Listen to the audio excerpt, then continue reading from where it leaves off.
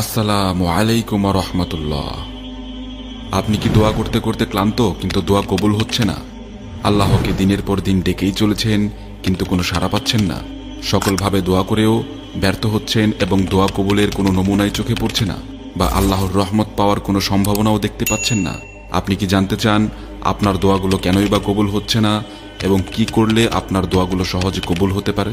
তবে আজকের এই ভিডিওটি শুধুমাত্র আপনার জন্যই, তাই পুরো ভিডিওটি একবার না টেনে দেখে নিন। আশা করি আপনি আপনার দোয়া কবুল হওয়া বা না হওয়ার পিছনে সকল সম্ভাব্য কারণ এবং এ বিষয়ে মনের ভিতর ঘুরপাক খাওয়া সকল প্রশ্নের উত্তর এই ভিডিওতে পেতে যাচ্ছেন। প্রিয় ভাই ও বোনেরা, আপনারা কি জানেন ইসলামে দোয়ার গুরুত্ব অপরিসীম? এই দোয়াই একমাত্র মাধ্যম যার দ্বারা বান্দা সরাসরি আল্লাহর সাথে সম্পর্ক স্থাপন করতে পারে, এবং মানব জীবনের যে কোনো বিপদে দোয়ার কোনো বিকল্প নেই। আমরা আমাদের প্রতিদিনের জীবনে মাঝে মাঝেই এমন কিছু বিপদ আপদ বা সমস্যার সম্মুখীন হই যে বিপদ আপদ আমাদেরকে পুরোপুরি দেয়ালে পিঠ ঠেকিয়ে দেয় এবং এক পাও সামনে আগানোর মতো জায়গা রাখে না। তখন একমাত্র আল্লাহ ছাড়া দুনিয়ায় আমরা আর কারো কাছ থেকে কোনো প্রকার সাহায্য আশা করতে পারি না। আল্লাহ মানুষকে অনেক ক্ষমতা দিয়েছেন, সৃষ্টির শ্রেষ্ঠ জীব হিসেবে মানুষকে মর্যাদা দিয়েছেন, কিন্তু সৃষ্টির শ্রেষ্ঠ জীব হওয়া সত্ত্বেও এই মানুষদেরকেই অনেক সময় এমন বড় বড় সমস্যার সম্মুখীন হতে হয় যা থেকে মুক্তির কোনো পথ কোনো মানুষের হাতে থাকে না। এমন প্রমাণ আল্লাহ তাআলা এই দুনিয়ায় অনেক রেখেছেন এবং প্রতিনিয়তই আমাদের দেখাচ্ছেন। আপনি সর্বশেষ করোনা মহামারীর কথাই একবার চিন্তা করুন। কত বিত্তশালী মানুষ, একটি দেশের সর্বোচ্চ ক্ষমতাবান লোক, এমনকি একটি রাষ্ট্রের প্রধানও এই মহামারীর হাত থেকে বাঁচার জন্য কোনো সঠিক পথ খুঁজে পাননি। পিতামাতা সন্তানকে প্রত্যাখ্যান করেছে, আবার সন্তান পিতামাতাকে রাস্তায় ফেলে দিয়েছে শুধু এক সামান্য সর্দি কাশির মতো রোগের ভয়ে, যেটা করোনা নামে পুরো দুনিয়ায় আতঙ্ক ছড়িয়ে দিয়েছিল। আপনি একবার ভেবে বলুন তো, সেই মহামারী যদি আপনাকে তখন গ্রাস করে ফেলতো, তখন আপনাকে সেবা করার মতন কেউ কি ছিল এই দুনিয়ায়? তখন তো কেউ ভয়ে আপনার কাছেই আসতো না, ধরা ছোঁয়া তো দূরে থাক। কাজেই দুনিয়াতে আল্লাহ ছাড়া প্রকৃত সাহায্যকারী তখনও কেউ ছিল না, এখনো নেই এবং ভবিষ্যতেও কখনো থাকবেও না। কাজেই সর্বশক্তিমান আল্লাহ দুনিয়ার বুকে সকল বিপদাপদে আমাদের একমাত্র রক্ষাকারী। তাই আল্লাহর কাছে পৌঁছানোর বান্দার এক এবং একমাত্র মাধ্যম হচ্ছে এই দোয়া। একমাত্র এই দোয়াই পারে মানুষকে আল্লাহর নিকটবর্তী করতে। দুনিয়াতে অনেকেই অনেক কিছুর জন্য আল্লাহর কাছে দোয়া করে থাকেন, কিন্তু তাদের মধ্যে অনেকের দোয়াই আল্লাহ তাআলা কখনোই কবুল করেন না। আবার কিছু মানুষ আছেন যাদের দোয়া আল্লাহ বিশেষভাবে এবং দ্রুততার সাথে কবুল করে থাকেন।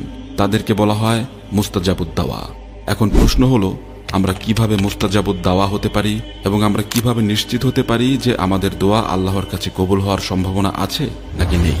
আসুন আজ কোরআন ও হাদিসের আলোকে এই বিষয়ে বিস্তারিতভাবে জানার চেষ্টা করি। প্রথম প্রশ্ন হলো, মুস্তাজাবুদ দাওয়া আসলে কে?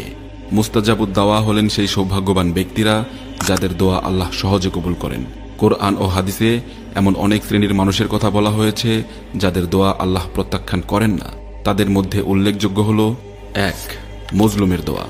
নবী সাল্লাল্লাহু আলাইহি সাল্লাম বলেছেন, তোমরা মজলুমের দোয়া থেকে বেঁচে থাকো, কারণ তার ও আল্লাহর মাঝে কোনো পর্দা নেই। মজলুম মানে হলো অত্যাচারিত, নিপীড়িত বা নির্যাতিত ব্যক্তি। এটি সেই ব্যক্তিকে বোঝায় যিনি অন্যায় বা জুলুমের শিকার হয়েছেন কিন্তু নিজে কোনো প্রকার প্রতিরোধ বা প্রতিশোধ নিতে সক্ষম নয়। তাদের দোয়া আল্লাহ সহজেই কবুল করে নেন, কারণ এই মজলুম মানুষগুলোর আল্লাহ ছাড়া আর কেউ নেই। তারা তাদের ওপর হওয়া সকল জুলুম অত্যাচারের বিচার সরাসরি আল্লাহর কাছে দিয়ে দেন।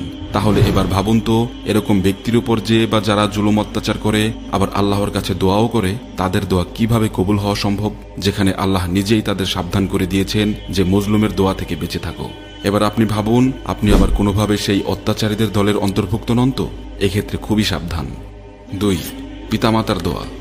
রাসূলুল্লাহ সাল্লাল্লাহু আলাইহি সাল্লাম বলেছেন, 3 ব্যক্তির দোয়া কখনো ফেরত দেওয়া হয় না। 1. পিতামাতার দোয়া, 2. রোজাদারের দোয়া, 3. মজলুমের দোয়া। এখানে উল্লেখিত এই 3 ব্যক্তির মধ্যে পিতামাতার দোয়াকে সবচেয়ে আগে রাখা হয়েছে এবং বলতে গেলে অনেক বেশি প্রাধান্য দেওয়া হয়েছে, কারণ এটি সবচেয়ে বেশি খাঁটি ও নিঃস্বার্থ দোয়া। তারা সন্তানের জন্য সারা জীবন দোয়া করেন এবং বাবা মায়ের দোয়া আল্লাহর দরবারে বিশেষ মর্যাদাপূর্ণ। এ বিষয়ে আল্লাহ তাআলা বলেন, তোমার প্রতিপালক তোমাদেরকে আদেশ করেছেন যে তোমরা তাকে ছাড়া কারো ইবাদত করো না এবং বাবা মায়ের সাথে সদ্ব্যবহার করো। তাদের একজন বা উভয়ে যদি তোমাদের সামনে বার্ধক্যে উপনীত হয়, তবে তাদের উফ শব্দটিও বলো না এবং তাদের ধমক দিও না, বরং তাদের সঙ্গে সম্মানসূচক কথা বলো। এই আয়াত স্পষ্ট করে দিচ্ছে যে বাবা মায়ের অবাধ্য হওয়া হারাম এবং এটি আল্লাহর কাছে অত্যন্ত গুনাহের এবং অপছন্দের কাজ। আপনার মনে হয় এই কাজ করে আল্লাহর দরবারে সারা দিন রাত 24 ঘন্টা মাথা ঠুকলেও কোনো লাভ হবে? এটা নিশ্চিতভাবে বলা যায় যে পিতামাতার অবাধ্যদের দোয়া আল্লাহ কবুল করেন না। তাই আপনি এবার নিশ্চিত হন যে আপনি কোনোভাবে পিতামাতার অবাধ্য নন তো। 3. পবিত্র ও হালাল জীবিকা গ্রহণকারীর দোয়া। পবিত্র ও হালাল জীবিকা গ্রহণ করা একজন মুমিনের জন্য অত্যন্ত গুরুত্বপূর্ণ। যে ব্যক্তি হালাল জীবিকা গ্রহণ করে তার দোয়া আল্লাহর দরবারে দ্রুত কবুল হয়। কুরআন ও হাদিসে এই বিষয়ে সুস্পষ্ট নির্দেশনা রয়েছে। আল্লাহ তাআলা কুরআনে বলেছেন, হে রাসূলগণ, তোমরা পবিত্র বস্তু আহার করো এবং সৎকর্ম করো, নিশ্চয়ই আমি তোমাদের কাজ সম্পর্কে সম্যক জানি। এ বিষয়ে আল্লাহ তাআলা আরো বলেন, হে ঈমানদারগণ, আমি তোমাদের যে রিজিক দিয়েছি তা থেকে পবিত্র ও হালাল অংশ গ্রহণ করো এবং আল্লাহর প্রতি কৃতজ্ঞতা প্রকাশ করো, যদি তোমরা তারই ইবাদতকারী হও। রাসূলুল্লাহ সাল্লাল্লাহু আলাইহি ওয়াসাল্লাম বলেছেন, নিশ্চয়ই আল্লাহ পবিত্র এবং তিনি পবিত্র বস্তু ছাড়া গ্রহণ করেন না।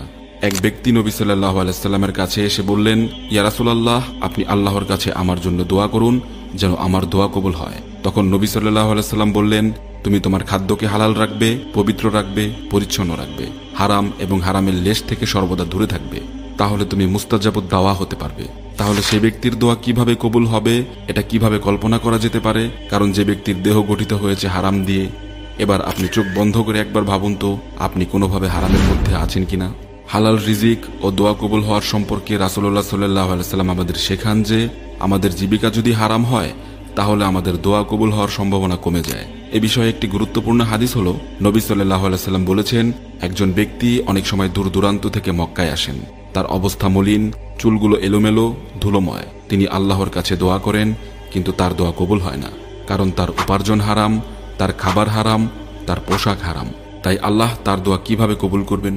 এ থেকে বোঝা যায় আমাদের প্রতিদিনের খাবার, পোশাক ও সম্পদ যদি হারাম হয় তাহলে আমরা যতই আল্লাহর কাছে দোয়া করি তা কবুল হওয়ার সম্ভাবনা কমে যায়। এবার চলুন জেনে আসি হালাল খাদ্য গ্রহণের ব্যাপারে সাহাবী সাদ ইবনে আবি ওয়াক্কাস রাদিয়াল্লাহু তাআলা আনহু এর একটি ঘটনা। সাহাবী সাদ ইবনে আবি ওয়াক্কাস রাদিয়াল্লাহু তাআলা আনহু দোয়া কবুলের জন্য বিখ্যাত ছিলেন এবং তিনি অত্যন্ত পরহেজগার ছিলেন। সাদ রাদিয়াল্লাহু তাআলা আনহু হারাম হালালের ব্যাপারে এতটাই সতর্ক ছিলেন, এই বিষয়ে তার একটি ঘটনা প্রচলিত রয়েছে। ঘটনাটি হলো, সাহাবী সাদ ইবনে আবি ওয়াক্কাস রাদিয়াল্লাহু তাআলা আনহু এর একটি ছাগল ছিল। একবার সেই ছাগল তার প্রতিবেশীর ঘরে প্রবেশ করে সেখান থেকে কিছু খাবার খেয়ে বের হয়ে এসেছে। এই বিষয়টি তিনি খেয়াল করেছেন এবং বিষয়টি তার নজরে পড়ার পর দীর্ঘদিন পর্যন্ত আর তিনি ওই ছাগলের দুধ পান করতেন না, অথচ আগে নিয়মিত তিনি সেই ছাগলের দুধ পান করতেন। কেন সেই ছাগলের দুধ পান করা তিনি হঠাৎ ছেড়ে দিয়েছেন? শুধু এই জন্য যে এই ছাগল যে খাদ্য গ্রহণ করেছে সেটা ছিল বিনা অনুমোদিত অন্যের খাবার। অতএব এর ফলে তার দেহ গঠন হবে হারাম ভাবে এবং তার দুধও সেখান থেকে গঠন হবে, এর ফলে দুধের মধ্যে হারাম মিশ্রিত হবে। এতে করে হয়তোবা তার দোয়া কবুল হবে না বা হওয়ার সম্ভাবনা কমে যাবে। একবার চিন্তা করুন বিষয়টা। এটি ছিল সাহাবীদের তাকওয়ার এক উজ্জ্বল উদাহরণ। এরকম তুচ্ছ একটা বিষয় আমি আপনি হলে কখনো আমলে নিতাম কি? এমন কত অহরহ হারাম আমাদের দৈনন্দিন জীবনে নানাভাবে আমাদের শরীরে প্রবেশ করছে, তা নিয়ে 2-1 মিনিট ভাবার সময় কি আমাদের আছে? তবে আল্লাহ কবে কখন আমাদের দোয়া কবুল করবেন, দোয়া কবুল হতে কেন এত দেরি হচ্ছে, আল্লাহ আমাদের দোয়া কবুল করবেন কি করবেন না, আর করলেও বা সেটা কখন করবেন, এগুলো নিয়ে ভাবার জন্য আমাদের পর্যাপ্ত সময় রয়েছে। এবং এসব বিষয় নিয়ে ভাবতে ভাবতে আমরা একটা সময় ক্লান্ত হয়ে পড়ি এবং হতাশ হয়ে পড়ি, অতঃপর হাল ছেড়ে দেই, যা কখনোই একজন মুমিনের বৈশিষ্ট্য হতে পারে না। প্রকৃত মুমিন হতে চাইলে বা দোয়া কবুল হওয়ার জন্য ন্যূনতম নিশ্চয়তা চাইলে দোয়া কবুলের এই মূল শর্তগুলো আমাদেরকে অবশ্যই মেনে চলতে হবে। আর সেই শর্তগুলো হলো, 1. হালাল জীবিকা অর্জন, আমাদের উপার্জন অবশ্যই সম্পূর্ণরূপে হালাল হতে হবে। 2.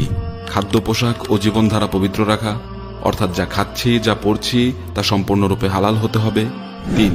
আল্লাহর প্রতি পরিপূর্ণ বিশ্বাস রাখা, দোয়া করার সময় বিশ্বাস রাখতে হবে যে আমাদের দোয়া আল্লাহ কবুল করবেন। 4.